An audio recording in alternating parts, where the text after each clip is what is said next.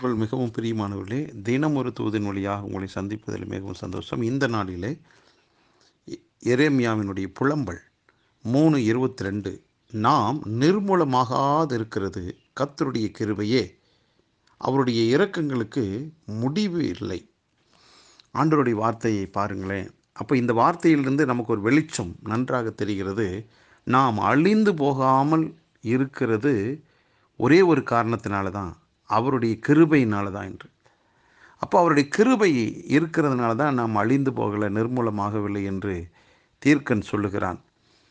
அப்போது நாம் சிந்திப்போம் கிருபையை குறித்து. அப்போ இந்த கிருபை என்னவென்று வேதத்தில் சொல்லப்பட்டிருக்குதுன்னா, கிருபை நாம் எப்படி புரிந்து கொள்கிறோம்? தேவனுடைய அளவிட முடியாத பேர் அன்பு. அந்த அன்பு தான் கிருபை. அப்போது நாம் வாழ்கிறோம் அவருடைய கிருபையினால தான். அப்போ ஒன்றை புரிந்து கொள்வோம், கிருபைக்கு அழிவு இருக்கிறதா என்றால், கிருபை சங்கீதக்காரர் சொல்கிறாரு, கர்த்தரை துதியுங்கள், அவர் நல்லவர், அவருடைய கிருபை என்றும் உள்ளது என்று. அப்போது பல இடங்களிலே கிருபை குறித்து நாம் பார்க்கும்போதெல்லாம் அது அழிவற்றது என்று தான் தோன்றுகிறது. அப்போது நாம் நிர்மூலமாகாமல் அழிந்து போகாமல் இருப்பதற்கு காரணம் கர்த்தருடைய கிருபை என்றால், நாம் நிலைத்திருக்கிறதுக்கு காரணம் கிருபை என்றால், அந்த கிருபை எப்படிப்பட்டதுன்னா, அந்த கிருபை அழிவே இல்லாதது. அப்போ கிருபை இந்த பூமியில் இருக்கிற வரைக்கும் நமக்கும் அழிவில்லை. என்னென்னா, ஆவிக்குரிய வாழ்விலே நம்புங்கள், நம்முடைய சுய பக்தியினால் வாழ முடியாது. சுயத்தினால், சுய நீதியினால் எந்த காரியத்தையும் ஜெயிக்க முடியாது. நான் ஜெபித்து விடுவேன், நான் உபவாசம் இருந்துருவேன், நான் அப்படி பண்ணுவேன் அப்படிங்கிறது நான் என்ற காரியத்துக்கு அங்கே இடமே கிடையாது.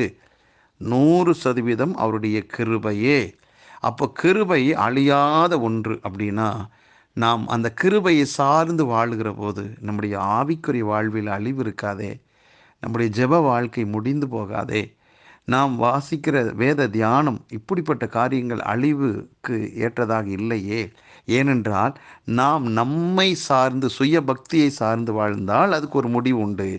ஆனால் கிருபை, அவருடைய இரக்கங்களுக்கு முடிவே இல்லை, அளவே இல்லை.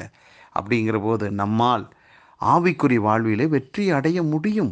அவருடைய கிருபையினால் குடும்ப வாழ்க்கையில் ஒரு ஜெயத்தை காண முடியும். அவருடைய கிருபையினால் நீங்கள் பண்ணக்கூடிய வியாபாரம், தொழில், படிப்பு எல்லாவற்றிலும் ஜெயிக்க முடியும்.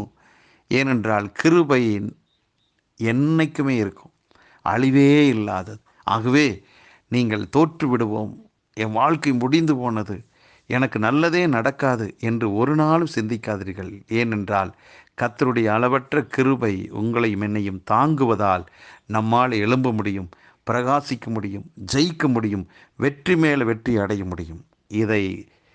இந்த வார்த்தை கேட்டுக்கொண்டிருக்கிற ஒவ்வொருவருமே அந்த கிருபையை சார்ந்து வாழ்கிற மனநிலைக்கு வருவோம், ஒப்பு கொடுப்போம். அந்த கிருபையினால் நாம் மேலே வந்துடுவோம், நம்ம கீழே போகவே மாட்டோம். ஜெபிக்கலாம். நல்ல பிதாவே, நாங்கள் அழிந்து போகாமல் இருப்பதற்கு ஒரே காரணமுடைய கிருபை. அந்த கிருபைக்கு முடிவே இல்லை. ஆகவே அந்த முடிவில்லாத கிருபை ஆண்டவரே, நாங்கள் நம்பி அந்த கிருபையே சார்ந்து வாழ்கிற வாழ்க்கைக்கு எங்கள் ஆவி ஆத்மா சரீரத்தை அர்ப்பணிக்கிறோம். எங்கள் வாழ்விலே சகல விதத்திலும் நாங்கள் வெற்றி அடைவதற்கு உம்முடைய கிருபை போதுமானதாக இருக்கிறது. அதற்காக நன்றி. இதை கேட்டுக்கொண்டிருக்கிற ஒவ்வொருவர் இயேசு கிறிஸ்துவின் நாமத்தில் வாழ்த்தி ஆசீர்வதிக்கிறேன். இயேசு கிறிஸ்துவின் நாமத்தில் ஜெபிக்கிற நல்ல பிதாவே, ஆமேன்.